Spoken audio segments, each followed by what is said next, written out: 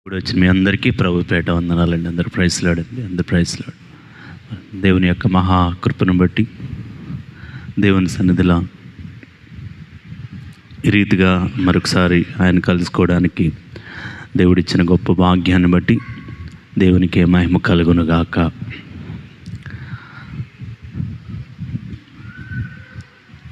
మరి గత శుక్రవారం ఆరాధనలో మనం కొన్ని విషయాలు నేర్చుకున్నాం. ఏంటండి అవి? ఒక అనుభవం నేర్చుకున్నాం.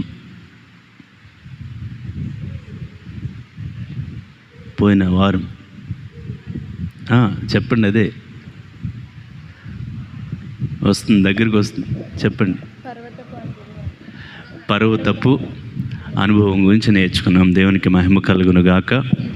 స్తోత్రం చెప్దామండి. హల్లెలూయా. చక్కగా కొంచెం గుర్తుపెట్టుకోండి. మరి ప్రతిదినము వర్తమానాలు మనం వింటూ ఉన్నాం. దేవుని వాక్యం గుర్తు లేకపోతే ఏమో ఉన్నట్టు దాని అర్థం. వాక్యం అంటే ఎవరు? దేవుడే కనుక దేవుణ్ణి మర్చిపోయినట్టు మనం అర్థం చేసుకోండి. దేవుని యొక్క వాక్యాన్ని, అందుకే మనం ఇంటికి వెళ్ళిన తర్వాత కూడా దైవ వాక్యమును మనం ధ్యానం చేసుకోవాలి. అందుకే మిమ్మల్ని రాసుకోమనేది, అందుకే మిమ్మల్ని కొంచెం ధ్యానించుకోమనేది. ఎందుకంటే రేపటి దినాన్ని మీరు కూడా వాక్యం చెప్పాలంటే, వాక్యం ప్రకటించాలంటే, మీరు కూడా చక్కగా మరి దేవుని యొక్క సన్నిధానంలో వాడబడాలంటే ఈ వాక్యము చాలా చాలా అవసరం.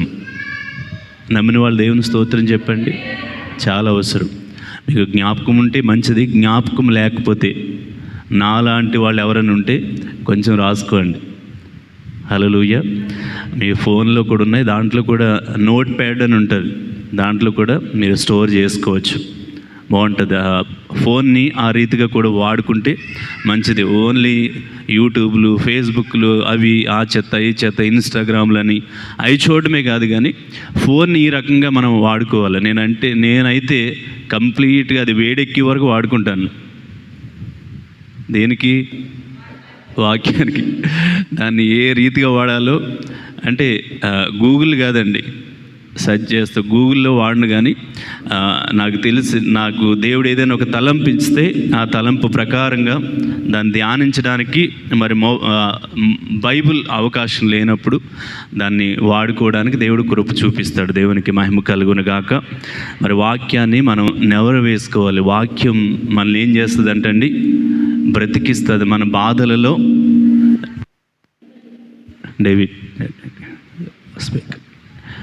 మన బాధలలో మనకు నెమ్మదినిస్తుందండి. అలాంటి వాక్యాన్ని మనం ప్రతిదినము ధ్యానించుకుంటే, నేను ఈరోజు ఒక వాక్య లేఖనాన్ని మాట్లాడుతుంటే మీరు ధ్యానం చేయండి.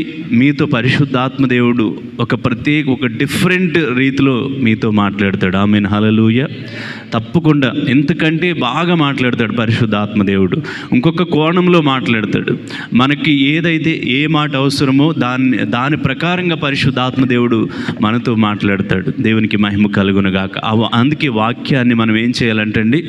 ధ్యానం చేయాలి. మనం చూడండి, ఎద్దులకు గేదెలకు మనం మేత వేసినప్పుడు అవి ఏం చేస్తాయి? మంచిగా తినేస్తాయి. ఇంటికి మళ్ళీ తర్వాత ఏం చేస్తాయి అంటే, అవి మేత మేసి సాయంకాలం వచ్చేసరికి ఏం చేస్తాయి? అవి చక్కగా అప్పుడు అందుకే మనం కూడా ఏం చేయాలంటే, ఉంటాయి మనకి చాలా పనులు ఉంటాయి, కానీ కొంచెం సమయం ప్రార్థన చేస్తున్న మంచిదే. ప్రార్థనతో పాటు ఏముండాలంట? వాక్యం కూడా. అంటే రెండు రెక్కలు, ఒకటి ప్రార్థన ఒక రెక్క అయితే వాక్యము మరొక రెక్క. నాకు ప్రార్థన ఉంది, వాక్యము నాకు తెలియదంటే నువ్వు ఎగరలేవు. ఒక రెక్కతో పక్షి ఎక్కడికి ఎగరదు. నీలో సమానంగా ప్రార్థన ఉండాలి, ఓ ప్రక్కన వాక్యం ఉండాలి. అప్పుడు చక్కగా ఆత్మీయతలోనికి పైకి నువ్వు ఎగురుకుంటూ వెళ్ళగలిగే ఆ యొక్క గొప్ప కృపనిస్తాడు. దేవునికి మహిమ కలుగునుగాక. వాక్యాన్ని ధ్యానించే కొలది చక్కగా ఒక సమయం వచ్చింది అనుకోండి, పరిశుద్ధాత్మ దేవుడు ఒక ప్రత్యేకమైన రీతిలో మనల్ని వాడుకుంటాడు, మనల్ని లేవనెత్తుకుంటాడు. అందుకే వాక్యాన్ని మనం ధ్యానం చేసుకోవాలి. వాక్యాన్ని మన హృదయంలో స్టోర్ చేసుకోవాలి, దాచిపెట్టుకోవాలి. తప్పకుండా ధ్యానం చేయాలి. చేయండి. మరి పరిశుద్ధాత్మ దేవుడు మీకు సహాయం చేస్తాడు. దేవునికి మహిమ కలుగునుగాక. చూడండి, కొండ అంటే పర్వతము అనుభవం గురించి మనం నేర్చుకున్నాం. కింద భాగాన్ని ఏమని నేర్చుకున్నాం? లోకానికి సాదృశ్యముగా ఉంది. కిందంతా అంటే పర్వతపు మొదలంతా ఎలా ఉందంటే లోకానికి సాదృశ్యముగా మనకు కనబడుతుంది. మరి పై భాగం ఎలా ఉంది? హలో, పై భాగం ఎలా ఉంది? దేవుని యొక్క కార్యాలను చూడడానికి సియోనుకు సాదృశ్యముగా మనకు కనబడుతుంది. దేవునికి మహిమ కలుగునుగాక. మనం చూస్తే చూడండి, పైనున్న వాటిని మనం వెదకవలసి ఉన్నది. కొలస్సీలకు రాసిన పత్రికలో ఒక అద్భుతమైన మాట రాయబడి చూడండి. కొలస్సీలకు రాసిన పత్రిక 3వ అధ్యాయము 1వ వచనంలో మనం చూస్తే, మీరు క్రీస్తుతో కూడా లేపబడిన వారైతే పైనున్న వాటిని వెదుకుడి, అక్కడ క్రీస్తు దేవుని కుడి పార్శ్వమున కూర్చుండి ఉన్నాడు. పైనున్న వాటి మీదనే గాని భూ సంబంధమైన వాటి మీద మనస్సు పెట్టకుడి. దేవునికి మహిమ కలుగునుగాక. అంటే చూడండి, మనకు తెలుసు భూ సంబంధమైన అంటే లోకంలో ఉన్నదంతయు ఏముందంటండి? శరీరాశ, నేత్రాశ, జీవపు డంబం అంటే ఇది నాది, నేను ఇది జీవపు డంబాన్ని కింద వస్తుంది. చూడండి ఎంత మరి దేవుని యొక్క సన్నిధానంలో ఒక్కసారి మనం ఆలోచన చేస్తే మరి చక్కని కృపను దేవుడు మనకు అనుగ్రహిస్తూ ఉన్నాడు. దేవునికి మహిమ కలుగునుగాక. అందుకే చక్కగా అపోస్తలుడైన పౌలు గారు కొలస్సీలకు రాస్తూ చెప్తున్న మాట ఏంటంటే, మీరు పైనున్న వాటిని వెదకాలి, భూ సంబంధమైన వాటిని వెదకడం కాదంట. దేన్ని వెదకాలంటండి? పైనున్న వాటిని మనం వెదకాలి. అందుకే దేవుని యొక్క ఫిలిప్పీలకు రాసిన పత్రికలో కూడా 3వ అధ్యాయంలో 20వ వచనంలో ఒక మాట రాయబడి ఉంది. మన పౌరస్థితి రక్షకుని నిమిత్తం కనిపెట్టుకుని ఉన్నాము. మన పౌరస్థితి ఎక్కడుందంటండి? పరలోకమందుంది. ఈ గుడారము ఏమవుతుందంటే ఒకప్పుడు శిథిలమైపోవచ్చు. మన పౌరస్థితి ఎక్కడుందంటే అది శాశ్వతమైనది, అది స్థిరమైన నివాసం మనకు అక్కడ ఉంది. ఈ లోకం ఒకసారి మన లోకమంతా సంపాదించి మనం ప్రాణం పోగొట్టుకుంటే ఏమి ప్రయోజనం అంటూ ఉన్నాడు. అంటే చూడండి, ఒకప్పుడు చూడండి చనిపోకముందు చాలా హంగులు ఆర్భాటాలు ఉంటాయి. చనిపోయిన తర్వాత ఈ దేహాన్ని ఎక్కడ పెడతారండి? ఎక్కడ పెడతారు? బయట తీసుకొచ్చేస్తారు. కనీసం హాల్లో కూడా పెట్టరు. ఎక్కడ పెడతారు? ఇంటి బయట పెట్టేస్తారు. ఒకసారి ఆలోచించేయండి.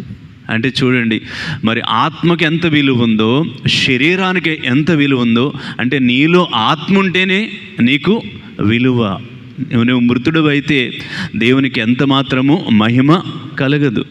అందుకే ఎప్పుడు మనం ఉజ్జీవంగా ఎక్కడ నేసించిపోకుండా మనం ఎలా ఉండాలంటే దేవుని యొక్క శక్తిని, దేవుని యొక్క బలాన్ని పొందుకొని మరి ఆ ఆత్మశక్తితో మనం శరీర క్రియలను జయిస్తూ మనం ఎక్కడికి వెళ్ళొచ్చు?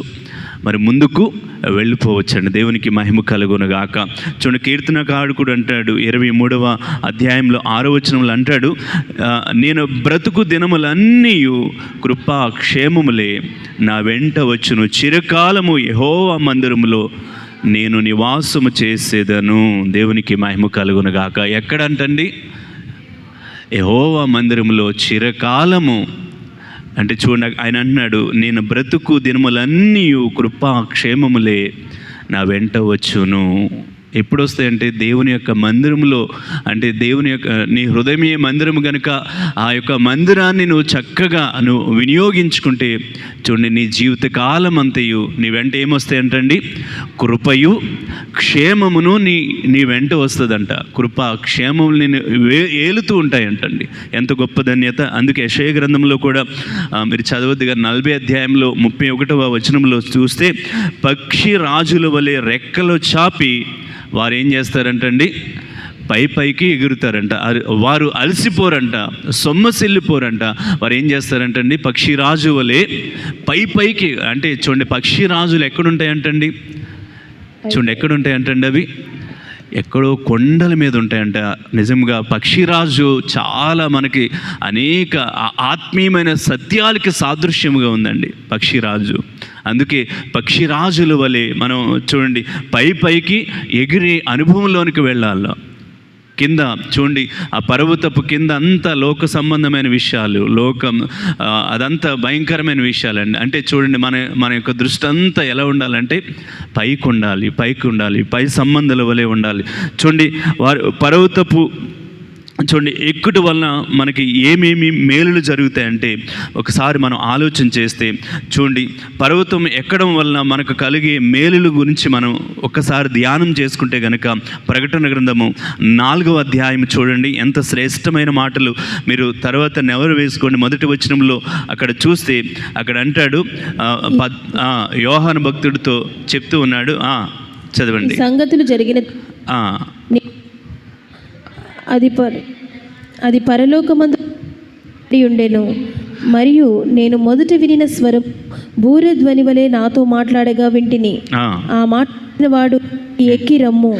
ఆయన ఏమంటూ ఉన్నాడంటండి, ఇక్కడికి ఎక్కి రమ్ము, ఇక మీదుట జరగవలసిన వాటిని నీకు కనుపరిచేదను నేను. దేవునికి బిగ్గరగా స్తోత్రం చెప్దామండి. హల్లెలూయా. ఆయన ఏమంటూ ఉన్నాడంటే ఎక్కు రమ్మంటూ ఉన్నాడు. పర్వతపు అనుభవంలోనికి మనం వెళ్ళాలండి. మనకి ఏ మేలులు జరుగుతాయి ఆ యొక్క పర్వతాన్ని మనం ఎక్కే అనుభవంలోనికి రావాలి. కిందే మనం ఉండొద్దండి. మనం ఒక్కొక్క మెట్టు ఎక్కుతూ ఉంటే మనం ఎక్కడ చేరుకోగలుగుతామంటే పర్వతపు అనుభవంలోనికి మనం చేరుకోగలుగుతాం. అందుకే చెప్తూ ఉన్నాడు, దేవుడు మాట్లాడుతున్నాడు, భక్తుడైన యోహాను గారితో మాట్లాడుతున్నాడు. యోహాను, నువ్వు ఎక్కడికి ఎక్కి రమ్ము, ఇక మీదట జరగవలసిన వాటిని నేను నీకు కనుపరిచేదను. దేవునికి మహిమ కలుగునగాక. హల్లెలూయా.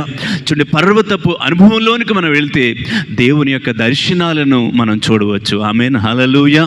అందుకే కదా యోహాను భక్తుడు ఎంత అద్భుతమైన మరి విషయాలను మనకు ప్రకటన గ్రంథం మరి 7 దూతల యొక్క ప్రత్యక్షత గురించి, 7 బూరల గురించి ఎంత అద్భుతంగా రాయగలిగాడో చూడండి. అంటే రాకడలో విషయాలు చూడండి, జరగబోయే సంగతులను ఎక్కడ రాశాడంటండి. ప్రభు అంటున్నాడు, నువ్వు పైకి కనుక నువ్వు ఎక్కువ వచ్చినట్లయితే ఏం చేస్తానంటూ ఉన్నాడు. ఏమంటూ ఉన్నాడండి, ఇక మీదట జరగవలసిన వాటిని. ఆమేన్. హల్లెలూయా. ఈ ప్రకటన గ్రంథం ఎంత క్రిటికల్గా ఉంటుందంటే దానియేలు గ్రంథానికి ప్రకటన గ్రంథానికి చాలా కనెక్షన్ ఉంటుంది. దేవునికి మహిమ కలుగునగాక. జరగబోయే సంగతులు, ఆ రాకడ గురించి కావచ్చు, ఆ యొక్క బూరల గురించి కావచ్చు, ఆ దూతల గురించి కావచ్చు, 7 సంఘాల గురించి కావచ్చు, ఎంత అద్భుతంగా మరి యోహాను భక్తుడిగా రాశాడంటే దానికి కారణం ఏంటంటే దేవుడు రమ్మన్న చోటుకి వెళ్ళి ఎక్కలేని ఆ కొండను దేవుడు రమ్మన్నాడు కనుక ఎక్కినప్పుడు అనేక మర్మాలను దేవుడు బయలుపరిచి ఇంత అద్భుతంగా యోహాను భక్తుడిని ఆధారం చేసుకుని ఇంత అద్భుతమైన మరి గ్రంథాన్ని రాయించాడు పరిశుద్ధాత్మ దేవుడు. దేవునికి మహిమ కలుగునగాక. ఎంత గొప్ప విషయాలండి. ప్రకటన గ్రంథం, దానియేలు గ్రంథం ఈ చదువుతుంటే మనకి అసలు అర్థం కాదు, మామూలుగా అర్థం కాదండి. ఆ ప్రకటన గ్రంథంలో నాకు ఒక చీమ రెక్కంత కూడా నాకు రాదు. ఏదో ఒక మాట పట్టుకుని మనం ఆ మాటను వేలాడుతాం తప్ప అమ్మో అది చదవడానికి కూడా మనకు అర్థం కాదు. అంత లోతుగా ఉంటుంది. దేవునికి మహిమ కలుగునగాక. హల్లెలూయా. నిజముగా అందుకే చూడండి జక్కయ్య ఎక్కడికి ఎక్కాడండి, మేడి చెట్టు ఎక్కాడండి. మేడి చెట్టు ఎక్కిన జక్కయ్య ఆయన అనుకున్నది ఏంటంటే, ఏమనుకున్నాడంటే నేను ఎవరిని చూడాలంటే యేసయ్యను చూడాలి. తన గురి చూడండి, ఎక్కినప్పుడు ఏం జరిగింది, తన జీవితంలో అద్భుతం జరిగిందండి. తన ఇంటికి ఏమొచ్చింది చూడండి. ఎత్తైన అనుభవంలోనికి మనం వెళ్ళినప్పుడు మన జీవితంలో జరిగే మేళ్ళు చూడండి. ఆ ఇంటికి ఏమొచ్చిందంటే ప్రభు చెప్తూ ఉన్నాడు, జక్కయ్య నేడు నేను నీ ఇంట నుండవలసి ఉన్నది. ఎంత అద్భుతమండి. చూడండి, ఎత్తైన అనుభవంలోనికి మనం వెళ్ళినప్పుడు ప్రభు మనం చూస్తాడండి.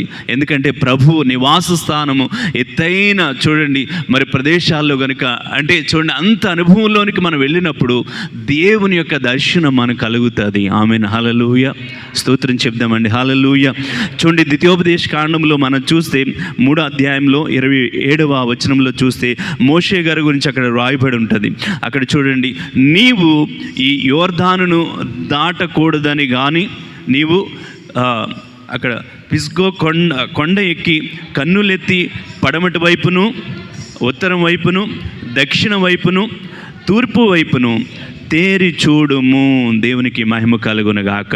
చూడండి, 22వ అధ్యాయంలో 49వ వచనంలో కూడా మనం చూస్తే అక్కడ ఉంటుంది, నెబో కొండ ఎక్కి నేను ఇశ్రాయేలులకు స్వాస్థ్యముగా ఇచ్చుచున్న కానాను దేశమును చూచి. దేవునికి మహిమ కలుగునగాక. చూడండి, యోర్దాను దాటకూడదని మరి దేవుడు చూడండి అక్కడ సిన్గా కొండ ఎక్కి కన్నులెత్తి పడమటి వైపును, ఉత్తరం వైపును, దక్షిణ వైపును, తూర్పు వైపును తేరి చూడుము అని చెప్పి ఇక్కడ చెప్తూ ఉన్నాడు. నెబో కొండ ఎక్కి నేను ఇశ్రాయేలుకు స్వాస్థ్యముగా ఇచ్చుచున్న కానాను దేశమును చూచుచున్నాను. దేవునికి మహిమ కలుగునగాక. ఆ కానాను దేశాన్ని, ఆ పాలు తేనెలు ప్రవహించు దేశాన్ని ఆ కొండలెక్కి చూచినప్పుడు అంటండి చాలా చూడండి వారికి ఒక ధైర్యం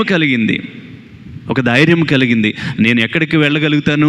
దేవుడు వాగ్దానం ఇచ్చిన ఆ వాగ్దత్త దేశమునకు నేను వెళ్ళగలుగుతాను. హల్లెలూయా, హల్లెలూయా. చూడండి, దేవుడు ఒక వాగ్దానం చేశాడు. ఎక్కడికి వెళ్ళాలని? నువ్వు కానాను పాలు తేనెలు ప్రవహించు దేశం ఇంకెక్కడో ఉంది. దేవుడు చెప్పాడు, వారికి ఒక మళ్ళీ ధైర్యపరచడానికి చెప్పాడు. నువ్వు ఎక్కడికెక్కల కొండ ఎక్కి చూస్తే నీకేం కనబడుతుంది? ఆ పాలు తేనెలు ప్రవహించే కానాను దేశము. చూడండి, ఏదైనా మనకి కొంచెం మనం ఎక్కడైనా ఒక అరణ్యంలో నడుస్తున్నాం అనుకోండి, చీకటి పడిపోయింది, ఎక్కడైనా ఒక వెలుతురు కనపడింది అనుకోండి, మనకి ఎలా ఉంటుంది? అబ్బా, ఒక ఊరు మనం వచ్చేసాం. అప్పుడు వరకు అరణ్యంలో నడిచాము, ఎక్కడో చిన్న వెలుతురు కనపడుతుంది. అది చాలా ఎక్కడో ఎన్నో కిలోమీటర్ల దూరంలో ఉంటుంది. కానీ మనకేమనిపిస్తుంది? గొప్ప ఊరట కనిపిస్తుంది. ఆమేన్, హల్లెలూయా. అలాగే వీరిని దేవుడు బలపరచడానికి, ఈ దేవుడు ఇంకా ధైర్యపరచడానికి, ఇంకా బలము తెచ్చుకుని ఆ కానాను చేరడానికి ఆ కొండ ఎక్కమని చూపించినప్పుడు, ఆ కానాను దేశం చూసినప్పుడు చూడు ఎంతో ఓదార్పు పొందారంట. మేము వచ్చేసాం. దేవునికి మహిమ కలుగునగాక. కొన్ని మనకు కూడా అలానే దేవుడు చూపిస్తాడు. చూడండి, మన జీవితంలో వస్తున్న ప్రతి కొరతను ఏదొక సూచక క్రియ మన జీవితంలో జరిగించి నేనున్నాను అని దేవుడు అనిపించుకుంటాడు. దేవునికి మహిమ కలుగునగాక. నేనున్నాను, నీ మాటలు నేను వింటున్నాను, నీ ప్రార్థన నేను వింటున్నాను, నీకు సహాయం చేయవాడును నేనే. ఈ నెలలో వాగ్దానం ఇచ్చాడు, కానీ నీ కార్యము నెరవేర్చే వరకు నువ్వు చేసిన చెప్పండి అది, నేను నీతో చెప్పిన అది నెరవేర్చే వరకు నిన్ను విడువను. దేవునికి మహిమ కలుగునగాక. దేవుడు విడిచిపెట్టేవాడు కానే కాదండి. దేవునికి మహిమ కలుగునగాక. చూడండి, దేవుని యొక్క సన్నిధానంలో మనం చూస్తే మనం కొత్త విషయాలు మనం చూడగలుగుతామండి కొండ అనుభవంలోనికి మనం వెళ్ళినప్పుడు. రెండవది ఏంటంటే చూడండి, కొండ అనుభవంలోనికి వెళ్ళినప్పుడు చూడండి అక్కడ అద్భుతమైన విషయాలు మనం అక్కడ చూడొచ్చండి. అక్కడ మత్తయి సువార్తలో 5వ అధ్యాయంలో 14వ వచనంలో మనం చూస్తే అక్కడ రాయబడి ఉన్న మాట చూడండి, మీరు లోకమునకు వెలుగై ఉన్నారు, కొండ మీద నుండి పట్టణము మరుగై ఉండనేరదు. కొండ మీద పట్టణం ఏమవుతుందంటండి? దేవుడు చూడండి, రెండవది ఏంటంటే ఆకర్షణ. రెండవది ఏంటంటే మొట్టమొదటిది కొత్త విషయాలను మనం నేర్చుకోగలుగుతాము. రెండవది ఏంటంటే దేవుడు మనల్ని ఏం చేస్తాడంటే చూడండి ఆకర్షించుకునే వారికి మనల్ని చేస్తాడు. దేవునికి మహిమక ఒక ఆకర్షణ. అందుకే అన్నాడు కదా, మీరు లోకమునకు ఏమై ఉన్నారు? వెలుగుని ఎవరు కాదంటారండి? ఈ లోకంలో వెలుగును కాదనేవారు ఎవరైనా ఉన్నారండి? ఎవరు లేరు ఈ లోకంలో. చూడండి, ఆ వెలుగు ఏం చేస్తుందంటే మనల్ని ఆకర్షించుకుంటుంది. పిల్లలతో సహా పుట్టిన పిల్లవాడికి వాడికి బాగాలేనప్పుడు ఎక్కడ పెడతారండి? ఒక బాక్సులో పెడతారు కదండి. ఆ బాక్సులో ఏముంటుంది? ఒక బల్బు పెడతారు. అది వేడి వెచ్చదనానికి. అంటే చూడండి, ఇక్కడ చెప్తున్నాడు, లోకమునకు మనం ఏమై ఉన్నామంటండి? వెలుగై ఉన్నాము. కొండ మీద ఉన్న పట్టణము అది మరుగై నేరదు. మనం అనుకుంటే నేను వెనకాల ఉండాలి, వెనకాల మంచిదే, ఆ తగ్గింపు మంచిదే. కానీ అన్ని విషయాల్లో కాదండి. అన్ని విషయాల్లో నువ్వు ప్రార్థన చేయమన్నప్పుడు ఏం చేయాలి? ప్రార్థన చేయాలి. ఆరాధన చేయమన్నప్పుడు ఏం చేయాలి? ఆరాధన చేయాలి. నువ్వు వాక్యం చెప్పమన్నప్పుడు ఏం చేయాలి? తప్పకుండా వాక్యం చెప్పాలి. నువ్వు సాక్ష్యం చెప్పమన్నప్పుడు ఏం చేయాలి? నువ్వు సాక్ష్యం చెప్పాలి. నువ్వు అంతే. పరిచర్య చేయమన్నప్పుడు ఏం చేయాలి? పరిచర్య చేయాలి, అంతే. లేదు అమ్మో నేను ముందుకు రాను, ముందుకు వస్తే అమ్మ ఇంకేమైనా ఉందా? నా జీవితమే సర్వనాశనం అయిపోయిందా? దేవుడేమో నువ్వు లోకానికి ఏమై ఉన్నావు అంటున్నాడు? నువ్వు వెలుగు. నీ వల్ల నిన్ను బట్టి అనేకులు ఆకర్షితులు అవ్వాలి. ఆకర్షణ అండి. అలా పట్టేసుకోవాలి దేవుని యొక్క సన్నిధానంలో. నువ్వే వెలుగుదామా ఆరిపోద్దామా అన్నట్టున్నావు అనుకోండి, ఎలా ఉంటుంది? పాడదామా మానదామా, చెప్దామా చెప్పొద్దా? లేదండి, లేదు. దేవుని అందుకే చెప్తూ ఉన్నాడు, కొండ మీద నుండి పట్టణము మరుగై ఉండదు. చెప్పండి, పక్క వాళ్ళకి చెప్పండి, కొండ మీద ఉన్న పట్టణం మరుగై ఉండదని చెప్పండి. మరుగై ఉండదు. ఏ విషయాల్లో మరుగై ఉండాలంటే పాపానికి మనము మరుగై ఉండాలి, హెచ్చులకు మరుగైపోయి ఉండాలి, అధిక మాటలకు మరుగైపోయి ఉండాలి, ముసలమ్మ ముచ్చట్లకు మనం మరుగైపోయి ఉండాలి. ఇలాంటి ఆటలకి మనం ముందుకు కొనసాగుతూ ఉండాలి. దేవునికి మహిమ కలుగునుగాక. ఇదే గొప్ప ఆకర్షణ అండి దేవుని యొక్క సన్నిధానంలో.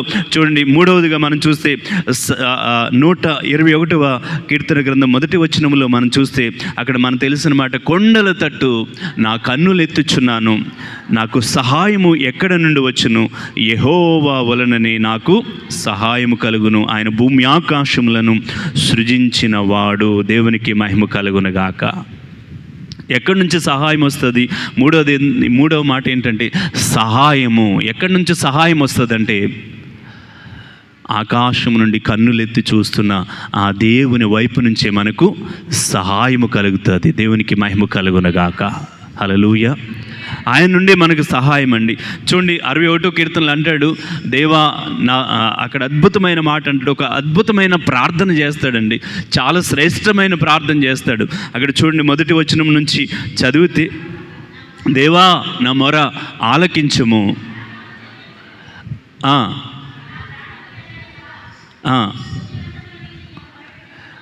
చూడండి, నా ప్రాణము తల్లడిల్లగా బూదిగాంతముల నుండి నీకు మొర్రపెట్టుచున్నాను, నేను ఎక్కలేనంత ఎత్తైన కొండపైకి నన్ను ఎక్కించుము. దేవునికి బిగ్గరగా స్తోత్రం చెప్దామండి. హల్లెలూయా. చూడండి, ఆ కొండల వైపు మనం ఎక్కాలంటే ఏం చేయాలంటే దేవుని యొక్క సహాయమును మనము కోరుకోవాలి. ఆ కొండ అనుభవంలోనికి మనం వెళ్ళాలంటే ఎప్పుడు మనం ఇలానే ఉండొద్దండి, ఎప్పుడు మనం ఇలానే ఉండొద్దు. ఎదగాలి, ఎదుగుతూ ఉండాలి. నేను చాలాసార్లు చెప్తాను, ఒక కుమారుడు ఎదుగుదల లేదనుకోండి, ఆ తల్లిదండ్రులకు ఎంత బాధ చూడండి, ఎంత బాధ అండి. ఏదైనా మాట్లాడుతున్నప్పుడు దాని రెస్పాన్స్ ఇవ్వడం లేదనుకోండి, మాటలు రావడం లేదు, ఆ తల్లిదండ్రులకి ఎంత దుఃఖం కలుగుతుంది చెప్పండి. రెస్పాన్స్ లేదు, ఎంత దుఃఖం కలుగుతుందండి, ఎంత దుఃఖం కలుగుతుంది చెప్పండి, ఎంత బాధ కలుగుతుంది చెప్పండి, ఎంత బాధ కలుగుతుంది చెప్పండి. రెస్పాండ్ లేకపోతే, అది ఉలుకు పలుకు అంటారు కదండి, అది లేకపోతే పిల్లవాడిని తడిమినప్పుడు ఒకలాంటి చలనం లేదనుకోండి, ఎలా ఉంటుంది చెప్పండి, ఎంత బాధ అండి. సేవకులు కూడా అంతే బాధ. మనం ఏదైనా చెప్పినప్పుడు అది చేయకపోతే సేవకులు కూడా ఏమవుతుందంటే అంతే బాధ కలుగుతుంది, అదే ఫీల్ అండి. అందులో ఎటువంటి వ్యత్యాసం లేదు. దేవునికి మహిమ కలుగునుగాక. హల్లెలూయా. ఎందుకంటే మీ గురించి ప్రార్థన చేస్తున్నావు కాబట్టి, మరి అందుకే ఇంత ఓపెన్గా మీకు చెప్పగలుగుతున్నామండి. ఎంత చెప్పగలుగుతున్నాం? మీరు ఏదైనా ఒక మాట చెప్పినప్పుడు దానికి సరైన రెస్పాన్స్ రాకపోతే చాలా బాధ. తల్లిదండ్రులకు పిల్లవాడి పట్ల ఆ రెస్పాన్స్ రాకపోతే ఎంత బాధపడతారో మాకు కూడా అదే బాధ అండి. హల్లెలూయా. అందుకే ఇక్కడ అంటూ ఉన్నాడు, నిజంగా దేవుని సహాయాన్ని మనం కోరాలండి. అందుకే అంటున్నాడు, నా ప్రాణము తల్లడిల్లగా బూదిగాంతముల నుండి నీకు మొరపెట్టుచున్నాను, నేను ఎక్కలేనంత ఎత్తైన కొండపైకి. ఆయన ప్రాణం తల్లడిల్లిపోతుందంట బూదిగాంతముల నుండి. ఆయన ఏం చేస్తున్నాడంటండి, కింద నుంచి దేవునికి మొరపెడుతూ ఉన్నాడంట. దేని కొరకు? ఎక్కలేని కొండను ఎక్కించడానికి. దేవునికి మహిమ కలుగునగాక. చూడండి, శరీరాశను, నేత్రాశను, జీవపు డంబమును మనం జయించాలంటే మనం తప్పకుండా దేవునికి మనము ప్రార్థన చేయాలండి. ప్రార్థన పూర్వకంగా. అందుకే తల్లడిల్లే ప్రార్థన ఏదో మామూలుగా 2 ముక్కల ప్రార్థన కాదండి.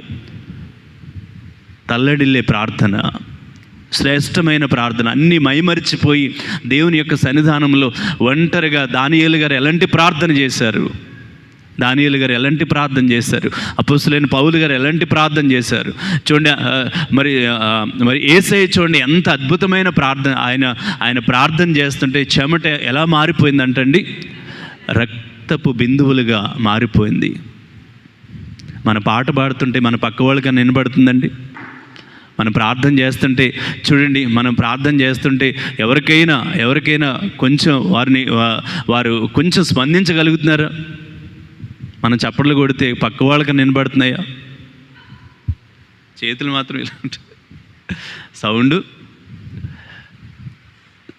47వ కీర్తనలో ఏం చెప్తుందంటే, సర్వజనులారా చప్పట్లు కొట్టుడి అంటది. అంటే చూడండి, ఆయన రక్తము చెమట బిందువుగా మార్చబడిందంటే ఒకసారి అసలు అర్థం చేసుకుంటాకైనా కొంచెం మనం చూడండి, గ్రహించడానికైనా కొంచెం ఆయన ఎంతగా అంగలార్చి ఉంటాడు, ఎంతగా ప్రార్థన చేస్తుంటాడు ఒకసారి. అందుకే దావీదు గారు కూడా అదే అంటూ ఉన్నాడు, బూదిగాంతముల నుంచి నీకు మొర్రపెట్టుచున్నా, నా ప్రాణము తల్లడిల్లగా. నా ప్రాణము. మరి యేసయ్య సిలువకి ఎక్కబోయే ముందు చేస్తున్న ప్రార్థన అండి ఇది. ఆ భయంకరమైన శ్రమ, ఆ శ్రమను తట్టుకోవడానికి, ఆ యొక్క అవమానాన్ని తట్టుకోవడానికి, ఆ నిందను తట్టుకోవడానికి, ఆ సిలువ భారం మోయడానికి ఆయన చేస్తున్న ప్రార్థన ఏంటో తెలుసండి. ఆయన చెమట రక్తపు బిందువుగా మార్చబడుతుంది.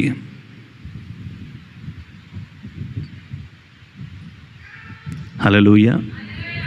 దేవుని యొక్క మనం ఆ డెప్త్ మనం అనుభవిస్తే మనకు అర్థమవుతుందండి. నిజముగా చూడండి, ఆయన 3వది ఏంటంటే ఆయన సహాయము. 4వది ఏంటంటే చూడండి, అక్కడ కీర్తన గ్రంథం 147వ కీర్తన గ్రంథం 8వ వచనాన్ని మనం చూస్తే, 8వ వచనాన్ని చూస్తే, పర్వతముల మీద గడ్డి మొలిపించువాడు ఆయనే. దేవునికి మహిమ కలుగునగాక. యోబు గ్రంథం కూడా చూడండి 40వ అధ్యాయంలో 20వ వచనములు అంటాడు, పర్వతములో దానికి మేత మొలుచును. దేవునికి మహిమ కలుగునగాక. స్తోత్రం చెప్దామండి. 4వ మాట ఏంటంటే మేత, ఆహారము. చూడండి, ఆయన అంటూ ఉన్నాడు, చూడండి, పర్వతముల మీద ఆయన ఏం మొలిపిస్తాడంటండి, గడ్డి మొలిపిస్తాడంట. పర్వతపు అనుభవంలోనికి మనం వెళితే మరి చాలా అద్భుతంగా మనం పోషించబడతాము. ఆమేన్, హల్లెలూయా. చూడండి, పర్వతములలో గడ్డిని ఆయన ఏం చేస్తాడంటండి, మొలిపించువాడు ఆయన. అంటే సమృద్ధి అయిన ఆహారం లభిస్తుంది, శ్రేష్టమైన ఆహారం లభిస్తుంది. ఈ వరి పంటలు కాదండి, అది మందు గట్ట వేసిన పంట కాదు. అక్కడ పర్వతములలో శ్రేష్టమైన మేత మనం భుజించవచ్చు. ఆ మేత మనకి ఏమిస్తుందంటే ఆరోగ్యాన్ని ఇస్తుంది. దేవునికి మహిమ కలుగునుగాక. బలాన్ని ఇస్తుంది, శక్తిని ఇస్తుంది మన శరీరానికి. మరి అది చాలా ఆరోగ్యదాయకమైనదండి. అందుకన్నాడు, పర్వతములలో గడ్డిని మొలిపించువాడు. ఇక్కడ అంటాడు యోబు గ్రంథం, పర్వతములో దానికి మేత మొలుచును అంటూ ఉన్నాడు. అలాంటి ఆహారాన్ని మనం భుజించాలంటే మనం ఎక్కడికి వెళ్ళాలంటే పర్వతపు అనుభవంలోనికి మనం వెళ్ళాలి. మనం పర్వతపు అనుభవంలోనికి వెళ్ళినప్పుడు శ్రేష్టమైన ఆహారం మనకు దొరుకుతుంది. దేవునికి మహిమ కలుగునగాక. చూడండి, 5వదిగా మనం చూస్తే చూడండి, యెషయా గ్రంథము 17వ అధ్యాయము 13వ వచనాన్ని మనం చూస్తే, 13వ వచనాన్ని మనం చూస్తే అక్కడ అద్భుతమైన మాట రాయబడి ఉందండి. 13వ వచనం చూడండి.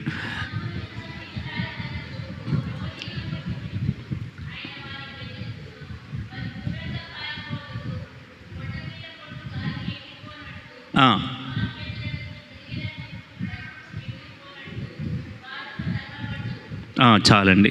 చూడండి, అక్కడ శుభ్రం చేయబడుట దేవునికి మహిమ కలుగునగాక. చూడండి, మనం ఆ యొక్క మన యొక్క ధాన్యాన్ని ఎగరబోసినప్పుడు ఏమవుతుంది? హలో, ఇలాగ ఎగరవేసినప్పుడు చూడండి, పైకెత్తి ఎగరబోస్తామా లేకపోతే కింద అంటారా? పైకెత్తి ఆ చాట్ని ఎగరవేసినప్పుడు అదేం చేస్తుంది అంటండి, పుట్టంతా వెళ్ళిపోతుంది. ఏం మిగులుతుంది? గింజలు మాత్రమే మిగులుతాయి. దేవునికి మహిమ కలుగునగాక. అంటే శుభ్రం చేయబడుట. చూడండి ఎంత అద్భుతమైన విషయమో చూడండి.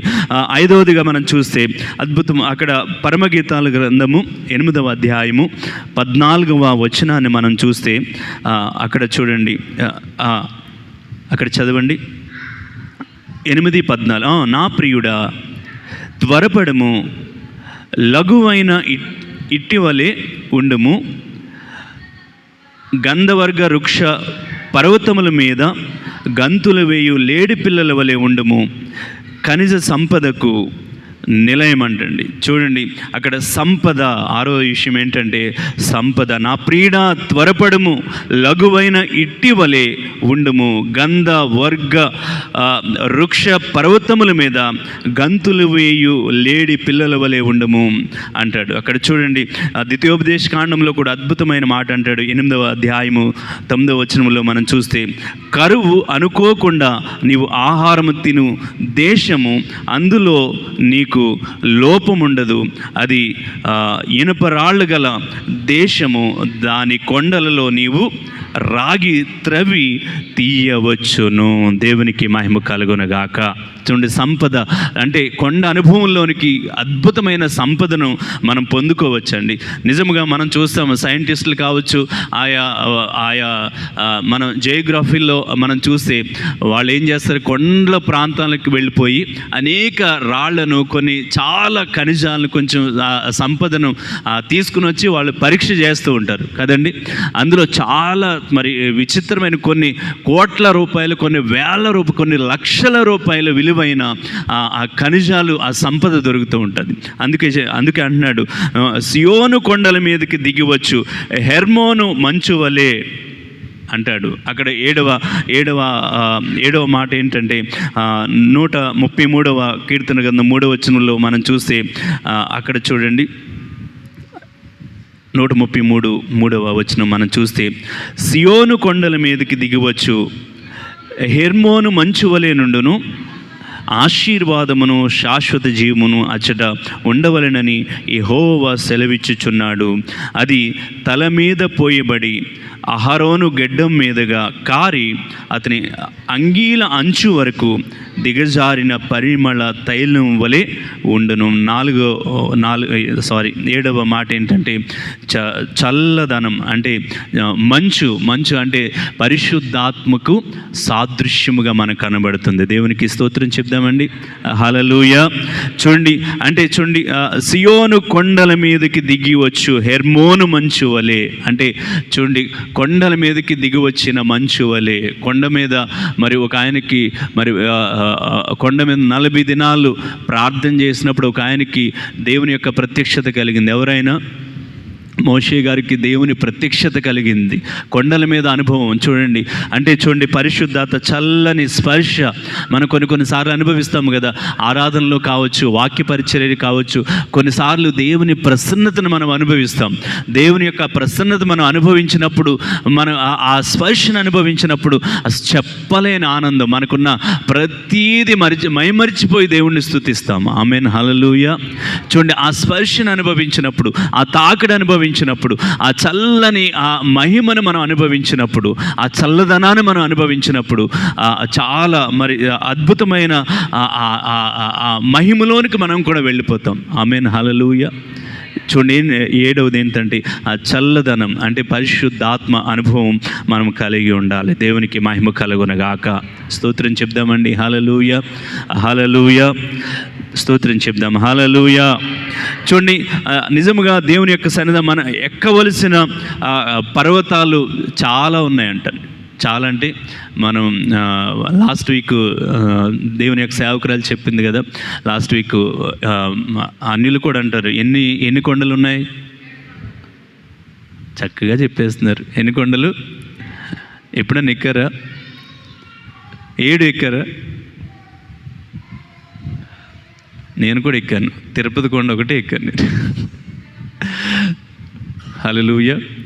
చూడండి, దేవుని యొక్క సన్నిధానంలో మరి మనం ఎక్కవలసిన 7 మనం కొండలు అంటలేదు కానీ మనం ఎక్కవలసిన పర్వతాలు ఉన్నాయి. ఆ 7 పర్వతాలు మనం జ్ఞాపకం చేసుకుంటే క్లుప్తంగా ఒక 5 మినిట్స్లో నేను చెప్పి ముగిస్తానండి.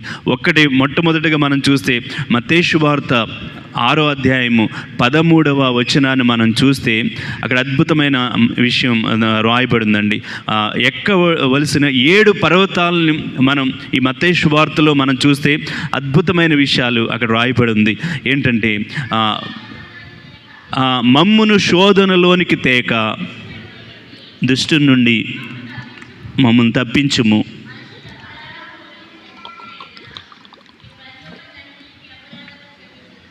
చాలండి. చూడండి, మమ్మును శోధనలోనికి తేక దుష్టుని నుండి తప్పించుము. ఈ శోధన కొండ, మొట్టమొదటి కొండ ఏంటండి? శోధన కొండ. అందుకే అంటున్నాడు మమ్మును శోధనలోనికి తేక. చూడండి, దుష్టుని నుండి మమ్ము తప్పించుము. మత్తయిలోని అక్కడే 4వ అధ్యాయము 8వ వచనం అంటాడు, మరలా అపవాది మిగుల ఎత్తైన యొక్క కొండ మీదకి ఆయనను తోడుకుని పోయి అంటండి చెప్తుంది, ఈ రాజ్యమంతా దాందా సాతాను గడదది రాజ్యం, ఈయన రాజ్యాన్ని ఈయనకే ఇస్తానంటున్నాడు. ఏం పిచ్చి సాతానుగాడు, వాడు పిచ్చితనం ఏంటో అర్థం కాదు. దేవునికి మహిమ కలుగునుగాక. చూడండి, మనం ఇది మొట్టమొదటి శోధన కొండ మనం చూస్తాం. లోతు విషయం మనకు బాగా తెలుసండి. లోతు చూడండి, 19వ అధ్యాయంలో 17వ వచనములో ఆదికాండములో మనం చూస్తే ఈ మైదానంలో ఎక్కడనూ నిలవక నీవు నశించిపోకుండా ఆ పర్వతమునకు పారిపోమ్మని ఆ దూత సెలవిచ్చినప్పుడు చూడండి, లోతు ప్రభా అలా కాదు, ఇదిగో నీ కటాక్షం నీ దాసుని మీద వచ్చినది, నా ప్రాణము రక్షించుట వలన నీవు నా ఎడల కనుపరిచిన నీ కృపను గణపరిచితిని, నేను ఆ పర్వతమునకు తప్పించుకుని పోలేనంటూ ఉన్నాడు. పోకపోవడం వల్ల ఏం జరిగింది లోతుకి? చూడండి, నిజంగా దేవుని యొక్క సన్నిధానంలో ఒకసారి మనం చూస్తే చూడండి, లోతు జీవితాన్ని మనకు బాగా తెలుసండి. చూడండి, మనం శోధన కొండను జయించే వారిగా మనం ఉండాలి. ఆమేన్, హల్లెలూయా.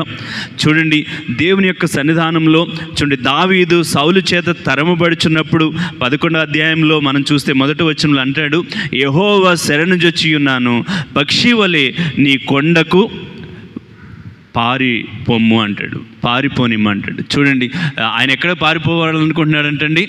కొండ మీదకు పారిపోవాలనుకుంటున్నాడంటండి. ఎవరు తరుముచున్నప్పుడు? శత్రువు తరుముచున్నప్పుడు ఎక్కడికి పారిపోవాలనుకుంటూ ఉన్నాడు? కొండ మీదకు పారిపోవాలనుకుంటూ ఉన్నాడు. చూడండి, ఆ శోధన వచ్చినప్పుడు, ఆ భయంకరమైన పరిస్థితులు ఎదురైనప్పుడు ఎక్కడికి వెళ్ళిపోవాలండి మనము? ఆ కొండని, ఆ శోధన కొండను తప్పించుకోవడానికి మనం ఆ పర్వతాలను మనము వెళ్ళిపోవాలి. దేవునికి మహిమ కలుగునుగాక. హల్లెలూయా. మరి దేవుని యొక్క సన్నిధానంలో చూడండి, ఏలియా చూడండి, మన మొదటి రాజుల గ్రంథము 19వ అధ్యాయంలో 8వ వచనంలో మనం చూస్తే యెజబేలు ద్వారా మరి ఏలియా ప్రవక్త శోధింపబడతాడు. ఒక సాధారణమైన స్త్రీ చేత ప్రవక్త ఏలియా శోధింపబడుతున్నాడు. చూడండి, అందుకే దేవుడు మరి దర్శించి 19వ అధ్యాయంలో 8వ వచనంలో అద్భుతమైన మాట చెప్తూ ఉన్నాడు. ఏమని చెప్తూ ఉన్నాడు అక్కడ చూడండి, అతడు లేచి భోజనము చేసి ఆ భోజనపు బలము చేత 40 రాత్రి మగళ్ళు ప్రయాణము చేసి దేవుని పర్వతం మరిన పేరు పెట్టబడిన హోరేబునకు వచ్చి అచ్చట ఉన్న ఒక గుహలోనికి చేరి బస చేసేను. దేవునికి స్తోత్రం చెప్దామండి. హల్లెలూయా. శోధన వచ్చినప్పుడు ఏం చేస్తూ ఉన్నాడు చూడండి. దేవుడు దర్శించి ఆ యొక్క భోజనం చేసినప్పుడు అంటండి, ఎన్ని 40 రాత్రులు 40 పగలు మరి ఆ హోరేబు కొండలోనికి వెళ్ళిపోయాడంట, దాచుకున్నాడంట. దేవునికి మహిమ కలుగునుగాక. శోధన కాలంలో చూడండి ఆయన తప్పించేవాడుగా మనం చూస్తూ ఉన్నామండి. రెండవది ఏంటంటే మరి వాక్యపు కొండ. మత్తయి సువార్తలో మనం చూస్తే 5వ అధ్యాయంలో మొదటి 2 వచనాలు చూస్తే ఆయన ఆ జన సమూహములను చూచి కొండ ఎక్కి కూర్చుండగా ఆయన శిష్యులు ఆయన యొద్దకు వచ్చిరి. అప్పుడు ఆయన నోరు తెరిచి ఇలాగ బోధింప సాగేను. నిజముగా దేవుని యొక్క సన్నిధానంలో మనం చూస్తే అక్కడ చూడండి కొండ ఎక్కి దేవుడు ఏం చేస్తున్నాడంటండి, వారికి మంచి ఉపదేశాన్ని చేస్తూ ఉన్నాడు. చూడండి వాక్యపు కొండ. దేవునికి మహిమ కలుగునుగాక. చూడండి ఆ వాక్యపు కొండ, ఆ యొక్క కొండ ఎక్కినప్పుడు అంటే కొండ అనుభవం లోనికి మనం వెళ్ళినప్పుడు పరిశుద్ధాత్మ దేవుడు మనకి వాక్శక్తినిస్తాడు. ఆమేన్. హల్లెలూయా, హల్లెలూయా. ఆ అనుభవంలోనికి మనం, అందుకే మీరు ఆయన నామం పేరిట మనం నిలబడితే అక్కడ ఏది మాట్లాడాలో ఆయనే మనకు బోధిస్తాడంట. దేవునికి మహిమ కలుగునుగాక. హల్లెలూయా. స్తోత్రం చెప్దామండి. ఆయన ఏది ఆ సమయానికి ఏది మాట్లాడాలో, అక్కడ ఏ మాటలు అవసరమో, అక్కడ ఏ మాటలు మాట్లాడితే అక్కడ బలం పొందుతాందో సంఘం, ఏ మాటలు మాట్లాడితే ఆదరించబడతారో, ఏ మాటలు మాట్లాడితే ఓదార్చబడతారో, ఆ కొండ అనుభవంలోనికి వెళితే దేవుడు ఆ సమయానికి దేవుడు ఆ మాటల చేత నిన్ను పోషిస్తాడు. ఆమేన్. హల్లెలూయా, హల్లెలూయా. చూడండి మోషే గారు మనం చూస్తే నిర్గమకాండంలో 24వ అధ్యాయంలో మనం చూస్తే అక్కడ 12వ వచనం చూస్తే అప్పుడు యెహోవా మోషేతో ఇట్లా, నేను నీవు కొండ ఎక్కి నా యొద్దకు వచ్చి అచ్చట నుండుము, నీవు వారికి బోధించినట్లు నేను రాసిన ఆజ్ఞలను ధర్మశాస్త్రమును రాతి పలకలను నీకు ఇచ్చేదనగా. దేవునికి బిగ్గరగా స్తోత్రం చెప్దామండి. హల్లెలూయా. కొండ అనుభవంలోనికి వెళ్ళినప్పుడు చూడండి 10 ఆజ్ఞలు పొందుకున్నాడు. ఆమేన్. హల్లెలూయా. ఆ 10 ఆజ్ఞల చేతనే ధర్మశాస్త్రం అంతా చూడండి ఇశ్రాయేలు ప్రజలంతా మరి నడిపించబడ్డారు. 40 సంవత్సరాల సుదీర్ఘమైన ప్రయాణంలో ఒకసారి ఆలోచించేయండి. ఎంత అద్భుతమైన అనుభవం. చూడండి వాక్యపు కొండ. మూడవదిగా మనం చూస్తే మత్తయి సువార్త 15వ అధ్యాయం 29-30 చూస్తే యేసు అక్కడ నుండి వెళ్ళి గలిలయ సముద్ర తీరమునకు వచ్చి కొండ ఎక్కి అక్కడ కూర్చుండగా బహు జన సమూహములు ఆయన యొద్దకు కుంటివారు, గుడ్డివారు, మూగవారు, అంగహీనులు మొదలైన అనేకులను తీసుకుని వచ్చి ఆయన పాదముల యొద్ద పడవేసిరి. ఆయన వారిని స్వస్థపరిచెను. దేవునికి మహిమ కలుగునుగాక. హల్లెలూయా. చూడండి గలిలయ సముద్రం దగ్గర ఆయన కొండెక్కి ఆయన ఏం చేస్తాడంటండి, స్వస్థత కొండ. ఆమేన్. హల్లెలూయా. అనేక మంది అంటే గుడ్డివారు, మూగవారు, అంగహీనులు, అనేకమైన బలహీనులను తీసుకుని వచ్చి ఆయన పాదాల చెంత తీసుకుని వచ్చి అక్కడ పాడవేసినప్పుడు ఆయన దయ కలిగి వారందరినీ స్వస్థపరిచాడంటే ఎంత గొప్ప విషయం అండి. మనకి ఏదైతే అస్వస్థత ఉందో దేవుని యొక్క పాదాల దగ్గరికి వచ్చేస్తే దేవుడు ఏ విషయమైనా కావచ్చు, ఏ విషయంలో నువ్వు గుడ్డివాడుగా ఉన్నావు, ఏ విషయంలో అంగహీనుడుగా ఉన్నావు, నువ్వు ఆయన పాదాల దగ్గరికి వస్తే తప్పక ఆయన ఏం చేస్తాడంటే ఆయన స్వస్థతను అనుగ్రహిస్తాడు. స్వస్థపరచు మరి కొండగా మనం చూస్తూ ఉన్నాం తండ్రి. మత్తయి సువార్తలో 8వ అధ్యాయంలో 1వ వచనంలో మనం చూస్తే ఆయన కొండ మీద నుండి దిగి వచ్చినప్పుడు బహుజన సమూహంలో ఆయనను వెంబడించెను. ఇదిగో కుష్టి రోగి వచ్చి ఆయనకు మొక్కి, ప్రభువానికి ఇష్టమైతే నన్ను శుద్ధినిగా చేయమని అందుకు ఆయన చేయి చాపి వాని ముట్టి, నాకు ఇష్టమే, నువ్వు శుద్ధుడవు కమ్మని చెప్పగా తక్షణమే వాని కుష్టి రోగము శుద్ధి ఆయను. దేవునికి మహిమ కలుగునుగాక. చూడండి స్వస్థత కొండ అంటే కుష్టి వ్యాధి వస్తే ఆ దినాల్లో ఎక్కడుండాలి, ఊరు వెలుపలు ఉండాలండి. చాలా నీచంగా చూస్తారు, వారిని ప్రజల్లో చేరనివ్వరు. అలాంటి వ్యక్తి ఇప్పుడు ఏమయ్యాడండి, స్వస్థత నొంది చూడండి ప్రజలందరిలో కలిసి ఆయన ఉంటూ ఉన్నాడు. దేవునికి మహిమ కలుగునుగా. ఎంత గొప్ప విషయం అండి, మామూలు విషయం కాదండి. ఒకసారి ఆలోచించేయండి. నాలుగవదిగా మనం చూస్తే మత్తయి సువార్తలు 14:23 చూసి, జనసమూహములను పంపివేసి ప్రార్థన చేయుటకు ఏకాంతముగా కొండ ఎక్కిపోయి సాయంకాలమైనప్పుడు ఒంటరిగా ఆయన ఉన్నాడంటండి. దేని కొరకు ఒంటరిగా ఉన్నాడంటండి? ప్రార్థన కొండ. దేవునికి మహిమ కలుగునగాక. చూడండి, ఏకాంతముగా కొండ ఎక్కి ఆయన ఏమైపోయాడంటే ప్రార్థన చేయడానికి నిశ్చయించుకున్నాడు. ఏకాంతముగా. చూడండి, సంఘంతోనే కాదు కానీ చూడండి, మన ఏకాంత ప్రార్థన కూడా మనకు చాలా చాలా అవసరము. మన వ్యక్తిగత ప్రార్థన చాలా అవసరము. చాలా అవసరము. ఒంటరిగా మన ప్రార్థన సమయాన్ని, మీకు ఓపిక లేకపోతే కూర్చునైనా పండుకునైనా దేవుణ్ణి మనం ధ్యానం చేసుకోవాలి. ఆయన చేసిన ఉపకారాలు మనం జ్ఞాపకం చేసుకుని చూడండి, ఆటోమేటిక్గా చూడండి, నశించిపోయే ఆత్మల కొరకు మనం ప్రార్థన చేయలేము. మన వ్యక్తిగతమైన ప్రార్థన, మనల్ని దేవుడు ఎలా రక్షించాడో, మరి ఎలా మన కొరకు వేరే వ్యక్తి ప్రార్థన చేసి ఉండవచ్చు, అందుకే మనం రక్షణ పొందుకోగలిగాం కనుక చూడండి, మనం కూడా ఇట్టి అనుభవంలోనికి మనం వెళ్ళాలి. ఏకాంత ప్రార్థన చాలా ఇంపార్టెంట్. యవనస్తులకి తప్పక ఏకాంత ప్రార్థన అవసరము. దేవునికి మహిమ కలుగునగాక. ఏకాంత ప్రార్థన మన ఖాళీ సమయంలో, హాలిడేస్లో, సెలవు దినాల్లో మనం తప్పకుండా ఏకాంతముగా మనం కనీసం దేవునితో 1 గంట మనం గడిపితే అనేక విషయాలను దేవుడు మనతో మాట్లాడతాడు. ఆమేన్, హల్లెలూయా. ఒక పేపర్, పెన్ను పెట్టుకుని మీరు అక్కడ ఏకాంతముగా దైవ సన్నిధానంలో కూర్చోండి, దైవ సన్నిధానంలో మోకరించండి. పరిశుద్ధాత్మ దేవుడు ఎన్నో విషయాలు దేవుడు సహాయం చేస్తాడు. ఆమేన్, హల్లెలూయా. కొన్ని మెసేజెస్ నాకు ఇలాంటి ఏకాంత ప్రార్థనలోనే నాకు వచ్చిన అంశాలు మరి మీకు బోధిస్తూ ఉంటాను. దేవునికి మహిమ కలుగునగాక. స్తోత్రం చెప్దామండి. హల్లెలూయా. ఏదో నా సొంత జ్ఞానంతో కాదండి, ఏదో అక్కడ యూట్యూబ్లో చూసి ఇక్కడ చూసి కాదండి. దేవుడు నాకు ఇచ్చిన కొన్ని ఆలోచనలు, పరిశుద్ధాత్మ దేవుడు ప్రార్థనలో ఉన్నప్పుడు, వాక్య ధ్యానంలో ఉన్నప్పుడు, వ్యక్తిగతంగా మరి నేను ప్రార్థించుకుంటున్నప్పుడు కావచ్చు, పర్సనల్గా నేను నా సమయాన్ని దేవుని సన్నిధిలో గడిపినప్పుడు దేవుడు కొన్ని విషయాలు నాతో మాట్లాడినప్పుడు దాన్ని నేను మరి రాసుకుని దాన్ని ధ్యానం చేసినప్పుడు, అది ఎక్కడుందో వెతుక్కుని దైవ లేఖనములో వెతికినప్పుడు ఆ అంశాలే మీ ముందు పెడుతున్నాను. దేవునికి మహిమ కలుగునగాక. హల్లెలూయా. నిజంగా ప్రార్థన చాలా చాలా అవసరం అండి. చూడండి, ఏలియా మరి మీరు తర్వాత చదువుకోండి, 1 రాజుల గ్రంథము 18:37 చూడండి, కర్మేలు పర్వతం మీద ఏలియా ప్రార్థన అనుభవం ఎంత అద్భుతంగా ఆయన ప్రార్థన చేశాడో మనం చూడవచ్చండి. మచ్చుకు 38 చూస్తే, అతడు అలాగున ప్రార్థన చేయుచుండగా యెహోవా అగ్ని దిగి దహన బలి పశువును, కట్టెలను, రాళ్లను, బుగ్గిని దహించి కందకమందున్న నీళ్లను ఆరిపోచేసేను. దేవునికి మహిమ కలుగునగాక. ఆయన ప్రార్థన చేస్తుంటే ఏం జరిగిందంటండి? అగ్ని దిగి వచ్చిందంట. ఎంత అద్భుతమండి! అగ్ని దిగి వచ్చిందంటే అందుకే చూడండి, ప్రార్థన కొండ అనుభవం మనం దాంట్లోనికి మనం వెళ్ళాలండి. ఎలీషా కూడా అంతే. ఆయన ప్రార్థన చేస్తున్నప్పుడు చూడండి, ఈ గెహజీ ఏం చేస్తున్నాడంటే సైన్యం వస్తుంది, సైన్యాన్ని చూస్తూ ఉన్నాడు. ఏలియా ప్రార్థన చేస్తూ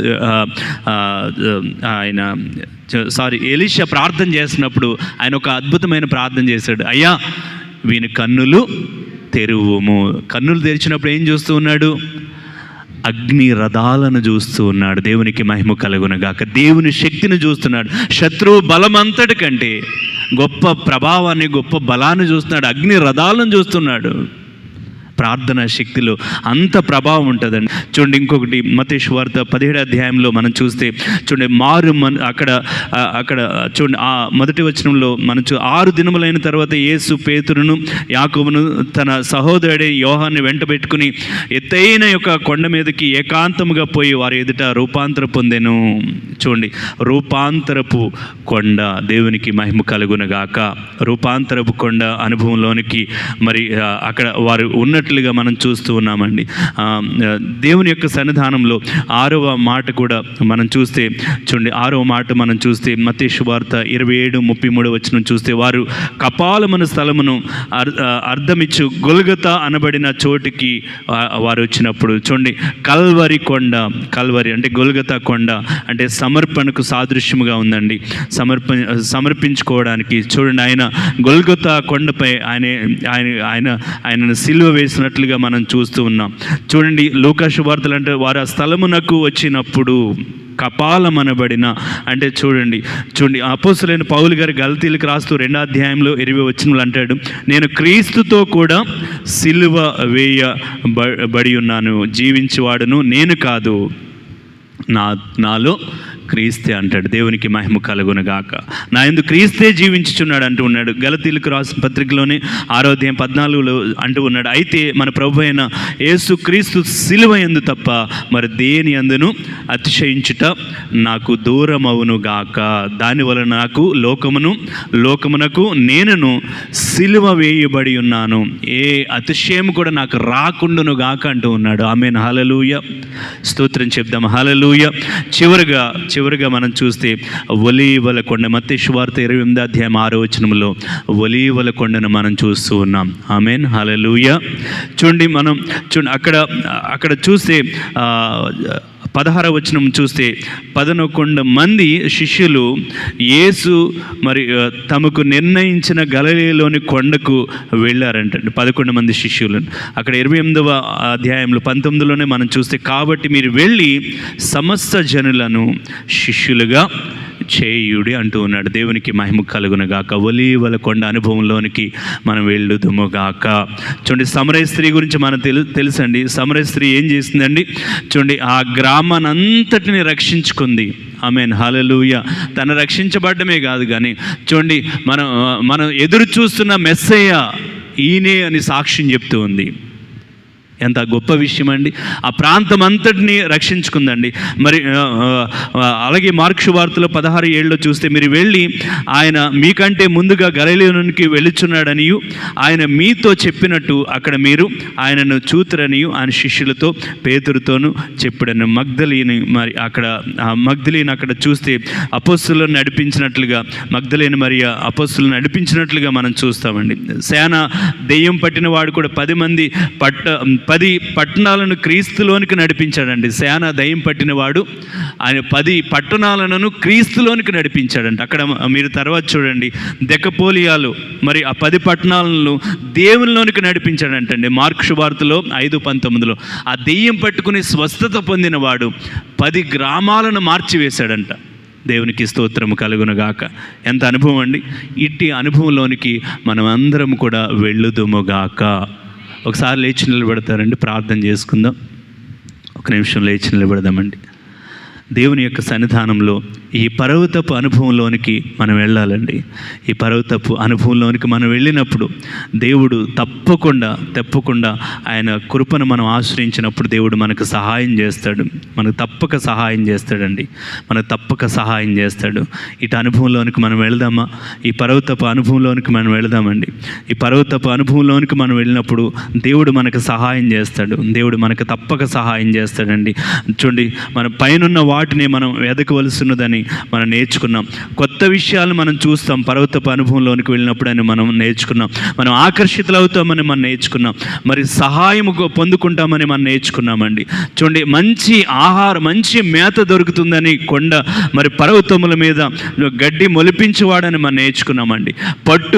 ఆ యొక్క మేతలో మరి గాలికి మనం ఇసురినప్పుడు ఆ యొక్క అందులో ఉన్న పొట్టంతా ఎగిరిపోతుందండి. అంటే పర్వతపు అనుభవంలోనికి వెళ్ళినప్పుడు మనలో ఏదైనా చేదైన వేరుంటే ఆ పర్వతపు అనుభవంలోనికి వెళ్ళినప్పుడు అది తప్పక కొట్టుకుపోతుందండి. సంపద దొరుకుతుందండి పర్వత అనుభవంలోనికి వెళ్ళినప్పుడు. చూడండి, అలానే చల్లని స్పర్శను మనం అనుభవించగలుగుతాం పర్వతపు అనుభవంలోనికి వెళ్ళినప్పుడు. ఇటు అనుభవం నాకు కావాలి అన్నట్లయితే నువ్వు కూడా ప్రార్థన చేయి. ఇలాంటి అనుభవం నాకు కావాలయ్యా, ఇలాంటి అనుభవం నాకు కావాలి, ఇలాంటి అనుభవం నేను కూడా పొందుకోవాలి. పొందుకోవాలి, ఇలాంటి అనుభవం నేను కూడా పొందుకోవాలని నువ్వు కనుక ప్రార్థన చేస్తే తప్పక నువ్వు ఇలాంటి అనుభవాన్ని నువ్వు పొందుకోగలుగుతావు. దేవునికి మహిమ కలుగునుగాక. స్తోత్రం. ఇలాంటి అనుభవం నాకు కావాలి, ఇలాంటి అనుభవంలోనికి నేను వెళ్ళాలయ్యా. ఇలాంటి అనుభవం అడుగుదాం. ఇలాంటి అనుభవం నాకు కావాలి. నీ స్పర్శను, నీ చల్లనైన స్పర్శను నాయన, ఇహమందు పరమందు నాయన గొప్ప సంపద నేను కలిగి ఉండాలయ్యా. నాలో మస్తంతా తీసుకునే శుభ్రపరుచుకునే అనుభవంలోనికి నేను మంచి శ్రేష్టమైన మేతను నేను కలిగి ఉండాలయ్యా. మంచి ఆహారం నేను కలిగి ఉండాలయ్యా. నాయన నీ సహాయం నేను కోరుకోవాలయ్యా. నాయన నేను శోధన కొండను జయించాలి. నేను వాక్యపు కొండ అనుభవంలోనికి నేను వెళ్ళాలి. స్వస్థత కొండ అనుభవంలోనికి వెళ్ళాలి తండ్రి. నాయన నీకే స్తోత్రాలు. ప్రార్థన కొండ అనుభవంలోనికి నేను వెళ్ళాలి. నాయన రూపాంతరపు అనుభవ కొండలోనికి నేను వెళ్ళాలి. అడుగుదామండి దేవుని యొక్క సన్నిధానంలో. కల్వరి కొండ అనుభవంలోనికి, అంటే గొల్గొతా కొండ అనుభవంలోనికి మనం వెళ్ళాలి. గొల్గొతా కొండ అనుభవంలో, ఒలీవల కొండ అనుభవంలోనికి మనం వెళ్ళాలండి. దేవుడు తప్పక సహాయం చేస్తాడు. నువ్వు కోరినట్లయితే దేవుడు నీకు సహాయం చేస్తాడు. అద్భుతమైన సహాయాన్ని దేవుడు నీకు అందిస్తాడు. అందించబోతూ ఉన్నాడు. నువ్వు నిజముగా ప్రార్థన చేయి. వెలుగెత్తి ప్రార్థన చేయి. పరిశుద్ధాత్మ దేవుడు మాట్లాడిన ప్రతి మాటను ప్రభువుతో చెప్పు. ప్రభువు ముందు పెట్టు. దేవుడు గొప్ప సహాయాన్ని అందిస్తాడు. నువ్వు మౌనంగా ఉండొద్దు.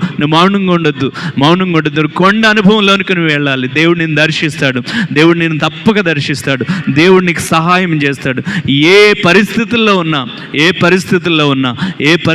దేవుడు తన కార్యాలను నీ ఎడల జరిగించడానికి ఆశపడుతున్నాడు. రూపాంతరం అనుభవంలోనికి నువ్వు నడిపింపబడాలి. నీ యొక్క దేవుని యొక్క సహాయం కోరితే గనుక అద్భుతమైన సహాయాన్ని దేవుడు నీకు అందజేయబోతూ ఉన్నాడు. స్తోత్రమయ్యా. స్తోత్రం తండ్రి. హల్లెలూయా.